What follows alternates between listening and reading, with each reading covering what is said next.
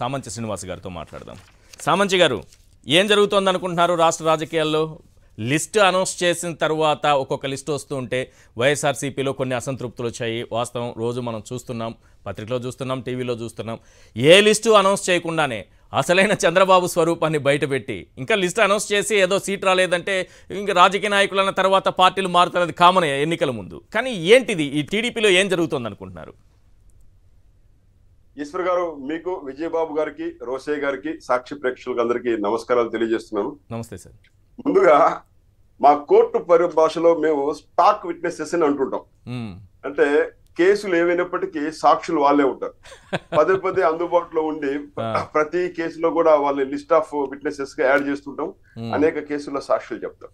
ఆ రకంగా ఇప్పుడు ఇందాక మీరు తీసుకున్నటువంటి టెలి కాలర్ ఎవరైతే ఉన్నారో సురేష్ గారు, నేను మాట్లాడిన తర్వాత మాట్లాడేందుకు తీసుకోవాల్సిన కాలం నేను అందుకే కట్ చేసా. లేదో వాళ్ళు పర్సనల్ పర్లేదు. నేను అలో చేయలేదు కదా, మీరు చూసారు కదా, నేను అలో చేయలేదు. మన టాపిక్ లోకి రమ్మని చెప్పాను, ఆ టాపిక్ లోకి వెళ్ళాను. జస్ట్ వాళ్ళు ఏదో వాళ్ళు మాట్లాడిన తర్వాత చెప్పాల్సిన మాట్లాడని అనుకున్నట్టున్నారు. పర్లేదు. అయితే ఇవాళ మీరు తీసుకున్నటువంటి ఈ టాపిక్ కేసినేని నాని గారు వైసీపీలో చేరడాన్ని ఇప్పుడు పెద్దదిగా చాలా బలోపేతమైనటువంటి నాయకుడుగా, మంచి నాయకుడుగా మీరు వర్ణిస్తూ మాట్లాడుతున్నారు, రాస్తున్నారు. చాలా బాగుంది. నేను అంత పెద్ద నాయకుడు నేను వర్ణించడం కాదు, కానీ ఫ్యాన్ వేవ్ ఒకటి వీచినటువంటి 2019లో ఆ వేవ్ లో గెలిచింది ముగ్గురు ఎంపీలు. 22 మంది ఎంపీలు వైఎస్ఆర్సీపీ నుంచి గెలిస్తే కేవలం 3 గెలిచారు. ఆ 3లో ఈయన ఉన్నారు. అది మనం చూడాల్సిన క్యాలిక్యులేషన్స్ ఇవి నేను అంటుంది. నిజమే ఈశ్వర్ గారు, ఆ విషయం నిజమే. అయితే ఇటీవల వైసీపీ నుంచి జారిపోతున్నటువంటి నాయకులు, ఎమ్మెల్యేలు, ఎంపీల యొక్క సంఖ్య పోల్చుకుంటే వైసీపీలో చేరికలు అంటే కాసేపు నాని గారి విషయం పక్కన పెడితే వైసీపీలో అధికార పార్టీలో ఉండి ఇక మరోసారి అధికారం వస్తుందన్న నమ్మకం ఉంటే ఇతర పార్టీల నుంచి చేరికల యొక్క సంఖ్యను మనం ఒకసారి గమనిస్తే ఎక్కడా కూడా లేదు. ఇవాళ ఈ కేసినేని నాని గారు జాయిన్ అయిన తర్వాత దాన్ని పెద్దదిగా భూతత్వంలో చూపే ప్రయత్నం చేస్తున్నారు. అట్లే 10 రోజుల క్రితం క్రికెటర్ అంబటి రాయుడు గారు చేరినప్పుడు కూడా చాలా పెద్దదిగా చూపించారు. వెళ్ళిపోయిన తర్వాత దుబాయ్ లో క్రికెట్ ఆడేది, దానికి రాజకీయ నేపథ్యం ఉండద్దని దానికి కలరింగ్ ఇచ్చేటువంటి ప్రయత్నం చేశారు.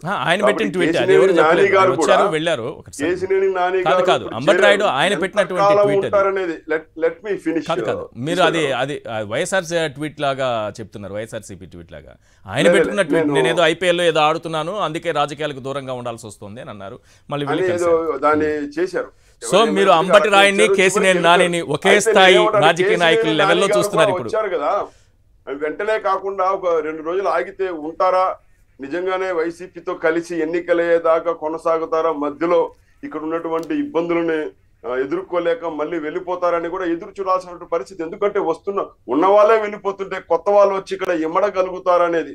ఇంకోటైతే కేసినేని నాని గారు అందరికీ తెలుసు, ఆయన టీడీపీ ప్రోడక్ట్. మొదటి నుంచి కూడా ఆయన టీడీపీకి ప్రోడక్ట్. ఇటీవల ఆ పార్టీ కూడా అంటి ముట్టనట్లు వ్యవహరిస్తున్నటువంటి నేపథ్యంలో ఇందాక వాళ్ళ టికెట్ అక్కడ విజయవాడకు సంబంధించినటువంటి ఎంపీ టీడీపీ టికెట్ వాళ్ళ కుటుంబ సభ్యులకు అతనికి ఇష్టం లేకుండా ఇచ్చిన కారణంగా బయటకు వచ్చారు. అంతేగాని ప్రజా ప్రయోజనాలు లేక జగన్మోహన్ రెడ్డి యొక్క పాలన తీరు ఇంకోటి అనేది అది ఎంత మాత్రము నమ్మశక్యంగా లేదు.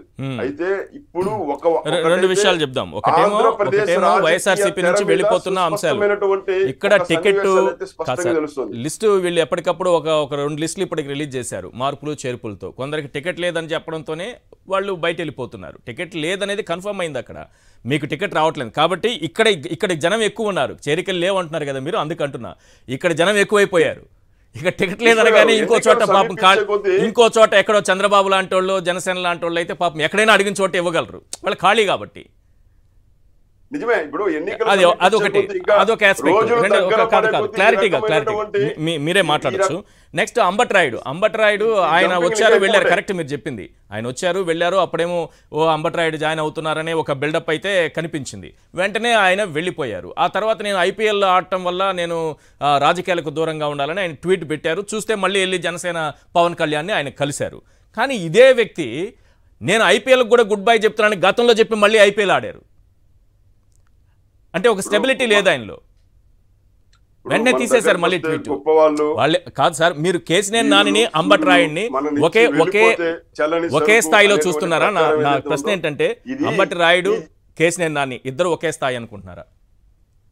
ఈశ్వర్ గారు ఒక్క మాట, ఇప్పుడు ఈ చేరికలు ఏదైతే ఉన్నాయో ఇది ఫుల్ స్టాప్ కాదు. మీరు పార్టీ యొక్క టికెట్లు ప్రకటించే కొద్దీ ఈ జంపింగ్ జపాంగులు మారడం అనేది, చేరడం అనేది ఇది కొనసాగుతూ ఉంటుంది. ఎన్నికలు సమీపించి నామినేషన్లు వేసేదాకా కూడా ఈ రకమైనటువంటి ఆ పార్టీ నుంచి ఈ పార్టీ, ఈ పార్టీ నుంచి ఆ పార్టీకి మారేటువంటి ఏదైతే ఉందో ఈ తంతు జరుగుతూనే ఉంటుంది. ఏది కూడా ఫుల్ స్టాప్ కాదు. నేనేమంటున్నా అంటే చేరిన వాళ్ళు కనీసం 10 రోజులు కూడా ఉండట్లేదే, ఎందుకని నేను అడుగుతున్నాను. అదే విధంగా ఇప్పుడు రాను రాను జగన్మోహన్ రెడ్డి గారి యొక్క నాయకత్వం పట్ల ప్రజలకు కాదు, ఆ పార్టీలో ఉన్నటువంటి ఎమ్మెల్యేలకు, ఎంపీలకు టికెట్లు రాకముందే, టికెట్లు అనౌన్స్ చేయకముందే నెల్లూరు జిల్లాలో ఎప్పటి నుంచో కూడా వలసలు వెళ్ళిపోతున్నారు ఇక్కడి నుంచి. కాబట్టి ఇన్ఫ్లో కన్నా కూడా అవుట్ఫ్లో ఎక్కువగా ఉంది. మేకపాటి చంద్రశేఖర్ రెడ్డి క్లియర్ గా చెప్పారు కదా, అన్న నీకు టికెట్ లేదని చెప్పేశారు జగన్మోహన్ రెడ్డి గారిని. అందరికి అదే, వాళ్ళకి టికెట్ లేదని చెప్పిన వాళ్ళందరూ వెళ్ళిపోయారు సార్. ఎవరెవరికి టికెట్ లేదని చెప్పేశారు వాళ్ళు క్లియర్. అది బెటర్ కదా, చంద్రబాబు లాగా లాస్ట్ మినిట్ వరకు పెట్టుకొని ఇంకో గంటలో నామినేషన్లు ముగుస్తుందనగా అప్పటి వరకు వాడిని ఊరించి ఇంకొకరికి బీఫామ్ ఇచ్చి పంపించే ప్రయత్నం ఏం చేయలేము. ముందే చెప్పేస్తున్నారు, చాలా బెటర్ కదా ఇది. నిజమే. ఉండవల్లి శ్రీదేవి కూడా ఎమ్మెల్సీ ఎన్నికల టైంలో కలిశారు, సీఎంను కలిశారు, చాలా క్లియర్ గా చెప్పారట లేదని. ఆమె క్రాస్ ఓటింగ్ పాల్పడ్డారు, వెళ్ళిపోయారు. వీళ్ళందరికీ చెప్పేశారు ముందే, కొందరికి ఇప్పుడు చెప్తున్నారు. ఏదేమైనప్పటికీ రాజకీయాల్లో ఏది బెటర్ అంటారు మీరు? ఎట్లా బెటర్ అంటారు? ముందుగానే చెప్పి మేము మా దగ్గర వీళ్ళు మాత్రమే రెండు కోణాలు మేము చూస్తున్నాం. ఒకటి గెలుపు లక్ష్యం, 2 సామాజిక కోణం. ఈ 2 మేము తీసుకొని మేమేదో మా లెక్కల ప్రకారం వెళుతున్నాము, సో మీకు టికెట్ ఇవ్వలేము, పార్టీలో మీ సేవల్ని ఉపయోగించుకుంటాం, భవిష్యత్తులో మీకు ఏదైనా మేలు చేస్తామంటే కొందరు ఓకే అంటున్నారు, కొంతమంది కాదని వెళ్ళిపోతున్నారు. అది బెటరా? లాస్ట్ మినిట్ వరకు ఏది మన లాస్ట్ అయితే మీ 2014లో బీజేపీ క్యాండిడేట్ ఎక్కడ పోటీ చేస్తారో తెలియదు, టీడీపీ క్యాండిడేట్ ఎక్కడ పోటీ చేస్తారో తెలియదు. చంద్రబాబు లాస్ట్ వరకు ఊరించి చాలా మందిని ఇబ్బంది పెట్టారు. అట్లా లేకుండా ఇది క్లారిటీగా ఉంది కదా, ఇదేదో పిక్చర్ వచ్చేటట్టు ఉంది కదా, క్లియర్ పిక్చర్ అనిపిస్తోంది నాకు. అలా ఏం కాదు ఈశ్వర్ గారు. ఇప్పుడు దాన్ని ఊరించి చివరి నిమిషం దాకా ఊరించి వేధించి అని చెప్పడం కన్నా కూడా ఎన్నికల వ్యూహంగా ఒక స్ట్రాటజీగా మనం అనుకోవచ్చు కదా. ఇప్పుడు అక్కడ ఉన్నటువంటి నియోజకవర్గాలు ఎలాగైతే అధికార పార్టీ గెలుపే ఆధారంగా, గెలుపే లక్ష్యంగా ఇవాళ క్యాండిడేట్లు మార్చుకుంటూ తీవ్రమైన నష్టాన్ని ఎదురు చూస్తుందో, అదే క్రమంలో ఇతర పార్టీలు మాకున్నటువంటి అంచనాలు మాకుంటాయి. ఇప్పుడు క్యాండిడేట్ల యొక్క అనౌన్స్మెంట్ విషయంలో కూడా మేము కూడా ఇవాళ జిల్లాల వారీగా రాష్ట్ర పార్టీ 3 కమిటీలను వేసి జిల్లాల పార్లమెంట్ లో వారీగా పర్యటన చేస్తున్నారు. అభ్యర్థులు, ఆశావాహులు అందరు కూడా అందరినీ వివరాలన్నీ కూడా సేకరిస్తున్నారు. ఇప్పటికిప్పుడు అనౌన్స్ చేసేటువంటి పరిస్థితి లేదు. అంత మాత్రాన చివరి దాకా ఊరించినట్లు కాదు వ్యూహం. ఎందుకంటే జరుగుతున్నటువంటి తంతులో ఎన్నికలు సమీపించే కొద్దీ చేరుతున్నటువంటి మార్పులు, జంపింగ్లు ఇవన్నీ ఉంటాయి కదా. మీ పార్టీలో కూడా ఉంటారా? వైఎస్ఆర్సీపీ నుంచి మీ పార్టీలో కూడా జంపింగ్లు ఏమైనా ఉండే అవకాశం ఉందా?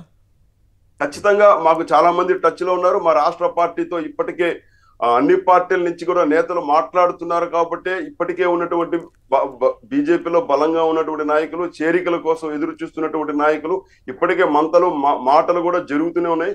తొందరలోనే ఈ నెలాఖరులోనే మీ అడిగినటువంటి ప్రశ్నకు ఒక స్పష్టమైనటువంటి వివరణతో కూడుకున్నటువంటి ప్రకటన ఓన్లీ వైఎస్ఆర్సీపీ నుంచి మాత్రమే వస్తారా, లేకపోతే టీడీపీ నుంచి కూడా వచ్చే అవకాశం ఉందా? అన్ని పార్టీల నుంచి. ఎందుకు మీ ప్రశ్నకు సూటిగా ఒక సమాధానం చెప్పదలుచుకుంటున్నాను. 2 పార్టీల నుంచి వస్తారు. ఎందుకని నేను అంటున్నానంటే ఇవాళ గతంలో టీడీపీకి కూడా అధికారం ఇచ్చి చూశారు ఆంధ్రప్రదేశ్ ప్రజలు. టీడీపీలో ఎమ్మెల్యేలుగా గెలిచి ఆయన యొక్క నాయకత్వం, ఆయన యొక్క పరిపాలన తీరు చూశారు. జగన్మోహన్ రెడ్డి గారికి ప్రజలు అవకాశం ఇచ్చారు. ఆయన యొక్క నాయకత్వం, ఆయన యొక్క పరిపాలన తీరు చూశారు. ఆంధ్రప్రదేశ్ ప్రజలు ఇప్పుడు ప్రత్యామ్నాయం కోరుకుంటున్నారు. నరేంద్ర మోడీ గారి నాయకత్వంలో జరుగుతున్నటువంటి అభివృద్ధి, కుటుంబ అవినీతి రహిత పాలన కావాలనేటువంటి ఆశతో ప్రజలు ఎదురు చూస్తున్నారు. వేరే మార్గం లేదు.